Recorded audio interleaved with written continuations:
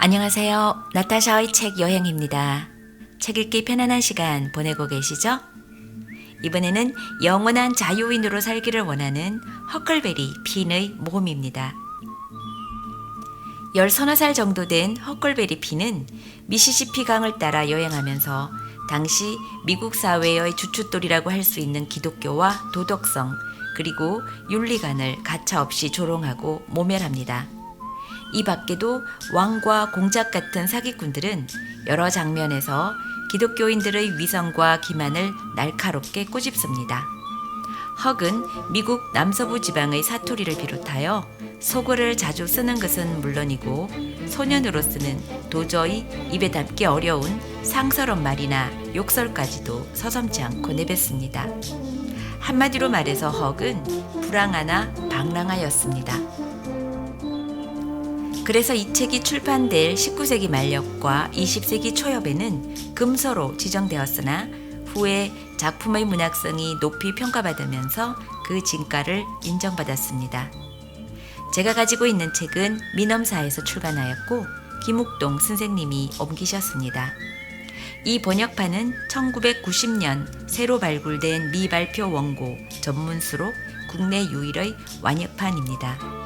다시 한번 이러한 좋은 책을 읽게 해주신 민엄사와 김욱동 선생님께 감사드립니다. 나타샤의 책 여행, 무더운 여름밤에 흑과 흑인노예 짐이 뗏목을 타고 미시시피 강을 따라 남쪽으로 여행을 하면서 겪는 갖가지 사건들 속으로 우리도 함께 떠나보아요. 톰 소여의 모험이라는 책을 읽어보지 않은 사람이라면 아마 나에 대해 잘 모를 겁니다. 하지만 그것은 그리 대수로운 일이 아닙니다. 그 책을 쓴 사람은 마크 트웬이라는 사람인데 대체로 진실을 말하고 있습니다. 이야기를 좀 뻥튀겨 말한 대목이 없지 않지만 대체로 진실을 적고 있는 셈이지요. 그 책은 대충 이렇게 끝이 납니다. 톰과 나는 강도들이 동굴 안에 숨겨두었던 돈을 찾아내었고 그 바람에 우리들은 왕부자가 되었지요. 한 사람 몫으로 거금 6,000달러씩 나눠 갖게 되었는데 고스란히 금화였답니다. 그 당시에 나는 한 번도 집을 가져본 적이 없었고 상트페테르부르크에서 톰이나 다른 아이들처럼 학교에 가본 적도 없었지요. 아버지는 항상 술에 취해 있었고 여기저기를 옮겨 다녔어요. 그러니 좋은 아버지는 아니었지요. 그러나 그런 건 아무래도 상관없어요. 나는 거리나 숲에서 잠을 잤고 내가 원할 때 내가 원하는 것을 마음대로 할 수 있었거든요. 나는 아주 만족한 삶을 살고 있었답니다. 톰과 내가 그 모든 돈을 갖게 되자 우리는 금방 유명해졌어요. 더글라스 과부댁은 나를 그녀의 집에서 살게 한다고 데려갔고 나를 양자로 삼겠다고 했습니다. 그녀는 매우 착하고 친절했지만 내게는 힘든 삶이었지요. 왜냐하면 나는 새 옷을 입어야 했고 항상 착하게 굴어야만 했거든요. 더 이상 참을 수 없어 나는 옛날에 입던 헌 누더기 옷을 입고 그 집에서 톡 껴버렸지요. 그러나 톰 소여가 나를 끝내 찾아내어 돌아가자고 말했습니다. 자기가 강도 갱단을 조직할 예정인데 만일 내가 과부댁으로 다시 돌아가 얌전히 굴면 그 갱단에 끼워주겠다는 겁니다. 그래서 나는 하는 수 없이 다시 그 집으로 돌아왔지요. 과부댁은 나를 보자 엉엉 울어대면서 내게 다시 그 새 옷을 입혔지요. 나는 그 새 옷이 전혀 좋지 않았습니다. 과부댁의 여동생 미스 왓슨이 이 무렵 자기 언니와 함께 살러 왔습니다. 왓슨 아줌마는 밤낮으로 나를 보기만 하면 하는 소리가 허클베리 발을 걸은 데다 얹는 게 아니야 라든지 허클베리 그렇게 하지 마라 라는 거였습니다. 정말 죽을 맛이었지요. 시간이 흘러 어느덧 한겨울로 접어들고 있었습니다. 나는 거의 매일 학교에 다니고 있었고 이제는 제법 철자법에 맞게 읽고 쓰기를 조금 할 수 있었고 구구단도 6, 7은 35 하고 외울 수 있게끔 되었습니다. 처음에는 학교가 딱 질색이었지만 마침내 참을 만하게 되었습니다. 과부댁은 내가 비록 느리기는 하지만 착실히 만족스럽게 아주 잘 해내고 있다고 말했습니다. 왓슨 아줌마는 짐이라는 늙은 흑인 노예를 한 명 데리고 있었는데 그와 나는 좋은 친구가 되었습니다. 나는 가끔씩 짐과 이야기를 나누면서 앉아있곤 했지만 여전히 나는 집안에서 지내고 침대에서 자는 것이 몹시나 힘든 일이었습니다. 어느 날 아침 땅 위에는 갓 내린 눈이 1인치쯤 하얗게 쌓여 있었는데 누구의 것인지는 몰라도 사람 발자국이 나 있었지요. 나는 그 뒤를 따라가 보려고 하다가 허리를 굽혀 그 발자국부터 살펴보았지요. 그것은 아버지의 발자국이었습니다. 나는 곧 걸어마 나 살려라 하고 쏜살같이 언덕을 달려 날기라도 하듯 세처 판사나리의 집으로 달려갔지요. 그가 문을 열었을 때 나는 소리쳤습니다. 판사님, 제 돈을 모두 판사님이 가지세요. 6,000달러고 뭐고 몽땅 판사님께 드릴게요. 세처 판사는 놀란 표정으로 아니 얘야 그게 무슨 말이냐? 아 제발 그것에 대해서 묻지는 마시고 제발 그 돈을 받아주세요. 그렇게 하시는 거죠? 잠시 생각을 하더니 판사나리가 입을 열었습니다. 아 이젠 알겠구나. 넌 네 재산을 몽땅 나에게 팔고 싶단 말이지? 주는 게 아니고 말이야. 그거 잘 생각했다. 그리고 나서 판사나리는 종이에다 무엇을 쓴 다음 찬찬히 읽어보더니 이렇게 말하는 겁니다. 자, 이걸 봐라. 이 매도 증서에 그 대가로라고 써있지? 자, 여기 1달러가 있다. 자, 이 서류에 이제 서명을 하려무나.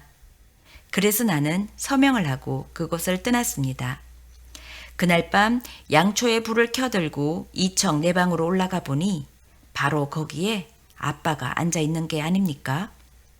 나는 창문이 열려 있는 것을 보았고 아빠가 어떻게 들어왔는지 알게 되었지요. 아빠는 나이가 50이 다 되었는데 정말로 그런 나이로 보였습니다. 머리카락은 덥수룩하고 지저분했습니다. 서로 뒤엉킨 긴 구렛나루 수염도 마찬가지였고요. 얼굴은 핏기라곤 전혀 없는 그저 흰색이었습니다. 그것도 다른 사람에게서 흔히 볼 수 있는 그런 흰색이 아니라 보기만 해도 느끼하고 소름이 끼치는 그런 흰색이었습니다. 몸에 걸치고 있는 옷으로 말할 것 같으면 온통 넝마였지요. 한쪽 발목을 다른 쪽 다리 무릎 위에다가 올려놓고 있었는데 올려놓고 있는 발 쪽의 구두에 구멍이 나 있어 그 사이로 발가락 둘이 삐죽히 밖으로 삐져나와 있었습니다. 아빠는 한참 동안 노려보더니 마침내 입을 열었습니다. 빳빳하게 풀을 먹인 옷을 입고 있구나. 그것도 아주 빳빳하게 말이다. 이놈 제법 지체 높은 사람이라고 생각하는 모양이구나. 그렇지 않니? 게다가 제법 글씨도 쓰고 읽을 수 있다지. 대관절 어느 놈이 네 놈에게 그런 터무니없는 수작을 해도 좋다고 한 거냐? 과부댁이에요. 그 아줌마가 그랬어요. 오, 과부댁이 그랬다고? 주제넘은 짓을 하면 그 결과가 어떻게 된다는 걸 그 여편녀에게 가르쳐 줄 테다. 이 봐라. 네 놈은 당장에 학교를 치워버려라. 알았지? 우리 집안에서 죽을 때까지 글을 쓰고 읽을 줄 아는 사람은 단 한 사람도 없었단 말이다. 헌데 네 놈의 허파에 바람이 들어가도 잔뜩 들어간 거야. 난 그런 꼴 눈떠고는 볼 수 없다. 알아들었냐? 야, 이놈아. 책을 가져와서 어디 뭘 좀 읽어봐라. 나는 책을 집어들고는 조지 워싱턴 장군과 독립전쟁에 관한 대목을 읽기 시작했습니다. 한 30초쯤 읽었을 때 아빠는 손을 뻗쳐 책을 휙 낚아채더니 방 안에다 힘껏 내던지는 겁니다. 그리고는 이렇게 소리쳤습니다. 듣자 하니 니놈이 부자가 됐다면서? 야, 대체 어떻게 된 거냐? 그건 거짓말이에요. 세처 판사님께 물어보세요. 내 말과 똑같을 테니까. 좋다. 그럼 지금 네 주머니에는 얼마나 있냐? 그 돈이라도 어서 내놔. 1달러밖에 없어요. 아빠는 그 돈을 받자 진짜 돈인지 알아보려고 깨물어 보고는 마을로 가서 술을 마시겠다고 했습니다. 하루 종일 술 한 방울도 마시지 못했다는 겁니다. 그리고 나서 헛간 지붕으로 빠져나가면서 다시 머리를 안으로 쑥 디밀더니 나보고 주제 넘은 놈이라느니 애비 대가리에 서 있는 놈이라느니 하고 계속 투덜거리며 욕설을 퍼부어댔지요. 이젠 가버렸겠지 하고 마음을 놓고 있으려니까 또다시 머리를 디밀고는 학교 일을 조심해라. 학교를 그만두지 않으면 숨어 있다가 단단히 혼쭐을 내줄 테니 그리 알라고 말하는 겁니다. 이튿날 아빠는 술에 곤드레 만드레가 되어 세처 판사에게 찾아가 판사를 위협하여 돈을 빼내려 했으나 실패했습니다. 그러자 이번에는 법에 호소하여 돈을 받아내겠다고 펄펄 뛰었습니다.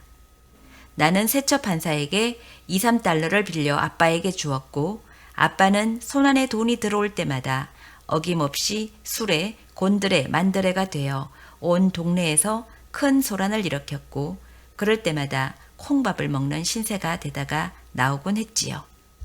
아빠는 그게 싫지 않은 모양이었습니다. 이런 일이야말로 아빠에게는 그의 적성에 꼭 들어맞았지요. 아빠는 너무나도 자주 과부댁 집 주위를 어설렁거렸기 때문에 마침내 과부댁은 그 부권에 얼씬거리면 혼내주겠다고 위협했습니다. 이 말을 듣고 아빠는 펄쩍 뛰었습니다. 누가 허핀의 아버지인지 똑똑히 보여주겠다는 겁니다. 그리하여 어느 봄날 망을 보고 있다가 그만 나를 붙잡아가지고 나룻배에 태워 길을 따라 3마일쯤 상류로 올라가더니 거기서 다시 나무가 울창한 일리노이주 쪽 강변으로 건너갔습니다. 그곳에는 낡은 통나무집 한 채밖에는 집이라곤 하나도 없었지요. 나무가 어찌나 우거져 있는지 그 오두막까지 있는 장소를 모르면 도저히 찾아낼 수 없을 정도였지요. 아빠가 쭉 나를 감시하고 있었기 때문에 도망칠 기회라곤 전혀 없었습니다. 우리들은 그 낡은 통나무집에서 함께 살았고 밤이 되면 아빠는 늘 문에 자물쇠를 채우고는 그 열쇠를 머리맡에다 집어넣고 잠을 자는 겁니다. 마침내 과부댁이 내가 어디에 있는지 알아내어 사람을 보내 나를 데려가려고 했지만 아빠는 이 사내를 총으로 위협하여 쫓아내 버렸습니다. 얼마 안 되어 나는 그곳의 느긋하고 안락한 생활에 익숙하게 되었을 뿐더러 또 그곳 생활이 마음에 들게 되었습니다. 이런 식으로 2달 이상 지나자 아빠는 호두나무 채찍을 마구 휘두르게 되어 나는 더 이상 견뎌낼 재간이 없었습니다. 온몸이 상처투성이었지요. 게다가 아빠가 나를 방에다 가둬놓고는 오두막을 비우는 일이 많아졌습니다. 언젠가는 나를 가둬놓고는 사흘씩이나 집에 들어오지 않은 적도 있었습니다. 이럴 때에는 참으로 심심해서 죽을 마시더라고요. 아빠가 물에 빠져 죽은 것으로 판단했고 이젠 이 통나무 집을 빠져나가기를 영 글러버렸구나 하고 생각했습니다. 그때 아빠가 돌아왔는데 술이 취한 채 화가 나 있었습니다. 세처 판사가 돈을 주지 않겠다고 하고 나를 과부댁과 함께 살게 보내라고 한다는 거였습니다. 이 말을 듣고 나는 꽤나 몸소리가 쳐졌습니다. 왜냐하면 나는 과부댁 집을 돌아가 다시 구속받고 교양 있는 문명인이 된다는 것은 딱 질색이었기 때문이지요. 그래서 나는 오두막에서 탈출해서 강을 따라 내려가 숲속 어느 곳인가에 살 작정을 했습니다.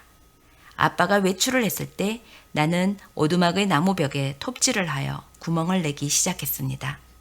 며칠이 지나자 그 구멍이 커졌고 나는 그 구멍을 통해 통나무 밖으로 톡길 작정이었지요. 어느 날 아침 아빠는 아침 먹을 고기가 낚싯줄에 걸렸나 보고 오라고 했습니다. 미시시피 강물이 불기 시작했습니다. 그런데 갑자기 카누 하나가 나타나는 것이 아닙니까? 임자 없이 떠내려온 카누였습니다. 나는 즉시 그것에 기어 올라가 간 기슭을 향해 조용히 젓기 시작했지요. 아빠가 나를 보지 못했으니 완전 운이 좋았지요. 나는 이놈을 꼭 숨겨 놓았다가 도망칠 때가 오면 숲속으로 들어가는 대신 강을 따라 한 50마일쯤 하류로 내려가 어느 곳에서나 야영 생활을 하면 걸어서 고생스럽게 떠돌이 생활을 하지 않아도 될 것 같다는 생각이 들었던 겁니다. 어느 날 오후 아빠가 나를 가두고 마을로 떠났습니다. 오늘 밤은 돌아올 리가 없으리라고 판단했지요. 아빠가 이젠 꽤 멀리 갔으리라고 생각이 들 때까지 기다렸다가 나는 톱을 꺼내 예의 그 통나무를 다시 썰기 시작했습니다. 아빠가 강 건너편에 닿기 전에 나는 구멍에서 빠져나왔지요. 나는 음식과 술병 등 집안에 있는 물건들을 죄다 갖다 카누를 감춰둔 곳으로 가서는 덩굴과 작은 나뭇가지를 헤치고는 그것을 카누에 실었습니다. 오두막집을 털다시피 했던 겁니다.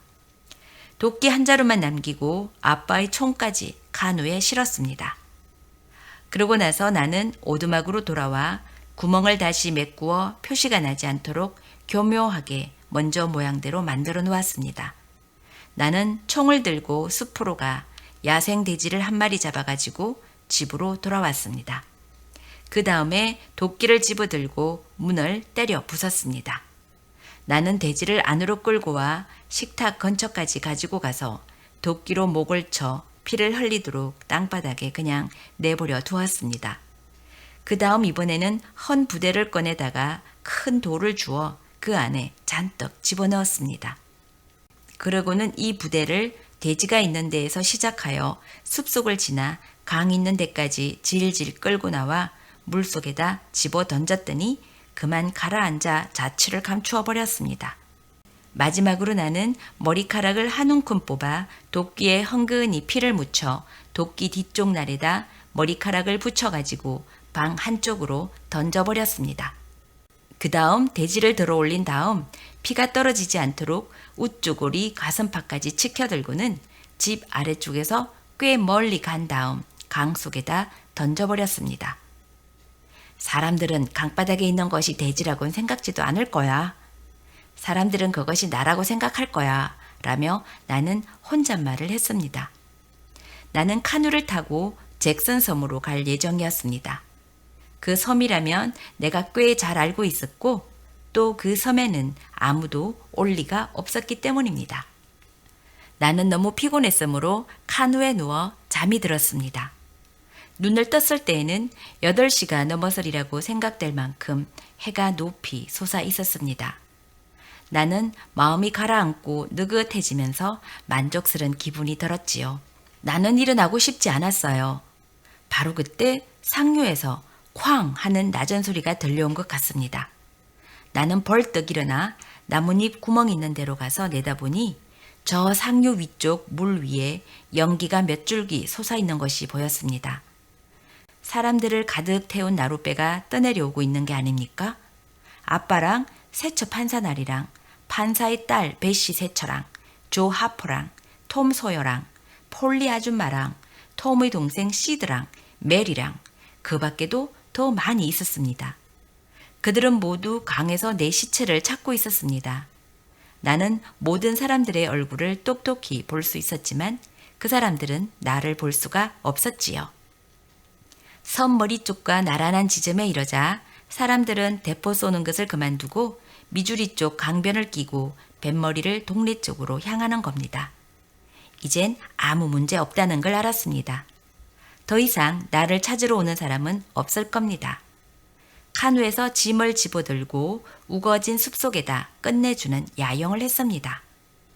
담요 2장으로 텐트를 만들어 비가 와도 젖지 않도록 그 아래에다 여러 가지 물건을 넣었지요.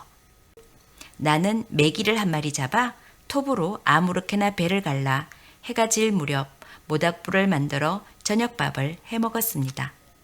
이러한 식으로 사흘낮, 사흘밤이 지나갔습니다.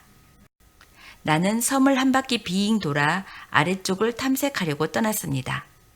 그래서 나는 숲속으로 들어갔지요.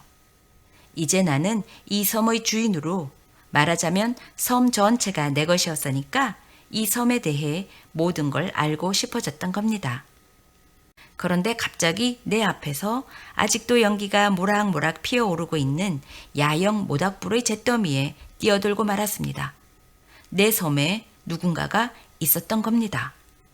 심장이 두근두근 뛰어 간이 콩알만해졌습니다. 무엇을 보려고 할 것도 없이 방아쇠를 내린 다음 되도록 빨리 발끝으로 슬금슬금 뒤로 물러섰지요. 나는 도망을 치다가 귀를 기울이고 또 도망을 치다가 귀를 기울이기를 몇 번씩이나 되풀이했지요. 나는 내 야영지로 돌아왔습니다. 잠이 깊이 들지 않았습니다. 이 생각 저 생각으로 암만 해도 쉽사리 잠을 이룰 수가 없었습니다. 눈을 뜰 때마다 누가 내 목덜미를 누르고 있는 것은 아닌가 하는 생각이 들었지요. 마침내 이러한 꼴로는 도저히 살 수 없다는 생각이 들었습니다. 되간절 이 섬에 나와 같이 있는 작자가 누구인지 무슨 일이 있어도 꼭 찾아내겠다고 마음먹었습니다. 그래서 노를 집어들고 한두 발 강가에서 미끄러진 다음 그늘 아래로 카누를 저어 나갔습니다. 거의 1시간 동안이나 찾아다녔지만 모든 것은 바위처럼 고요하고 깊은 잠에 빠져 있었습니다. 나는 노를 사용하여 카누를 돌려 뱃머리를 강가에다 대고 총을 들고 슬그머니 숲 가장자리에 몸을 숨겼습니다. 아까 밟았던 그 야영 모닥불이 있는 곳으로 살금살금 접근해 갔습니다. 가까이 가서 보니 웬 사내 하나가 땅 위에 벌렁 누워있는 겁니다. 얼마 후 그 사내는 꿈털 하더니 하품을 하고 기지개를 켜고는 담요를 쳐들었습니다. 아니, 그 사내는 와천 아줌마네 노예 짐이 아니겠습니까? 그를 보자 나는 정말로 반가웠지요.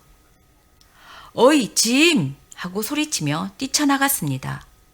짐은 벌떡 일어나더니 놀란 듯이 나를 쳐다보았습니다. 그러고는 땅에다 무릎을 꿇고 두 손을 모으고 이렇게 말했습니다. 나를 해쳐선 안 되지. 정말이여. 난 귀신한테도 해를 끼쳐본 일이 없단께.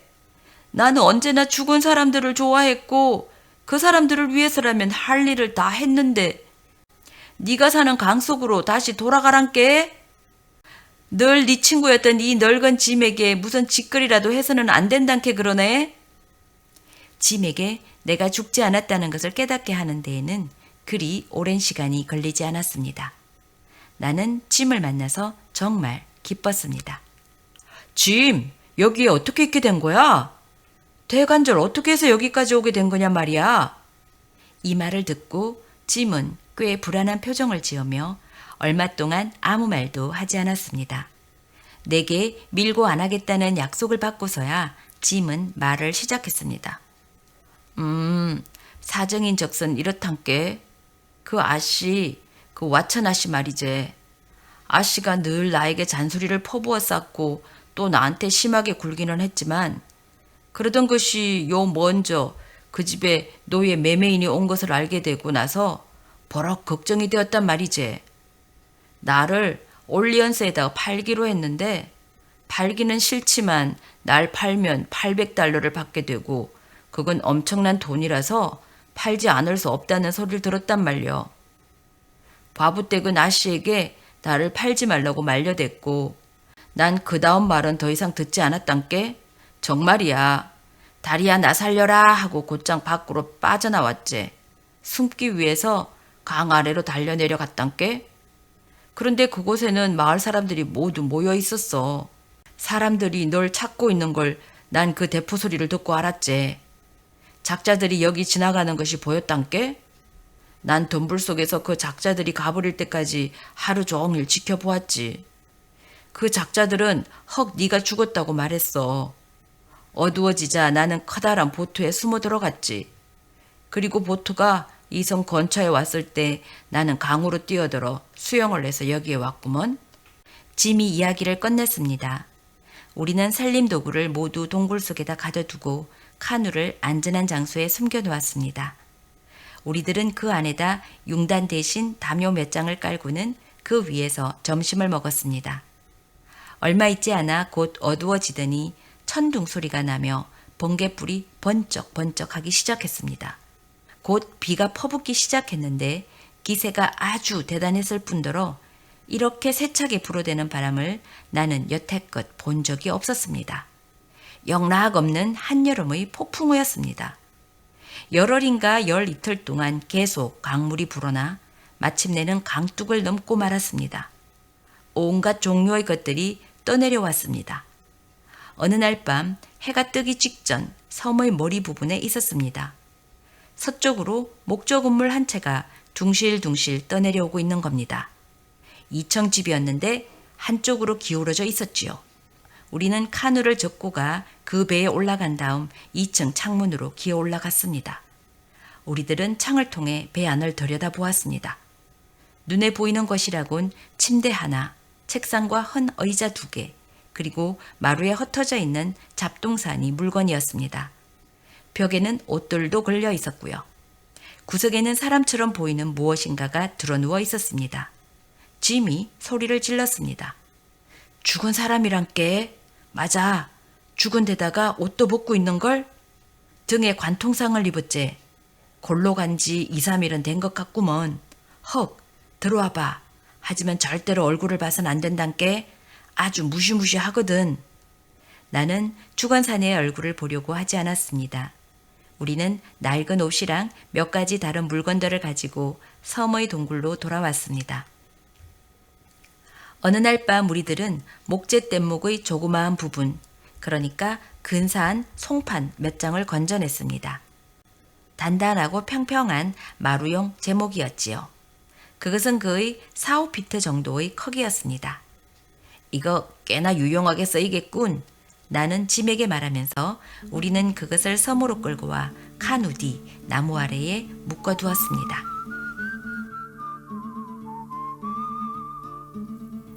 다음 편에는 우여곡절 끝에 폭력적인 아빠와 너무나 도덕적인 사회에서 도망친 허클베리 핀과 탈주 노예 짐이 함께 벌이는 아슬아슬한 모험 이야기가 시작됩니다.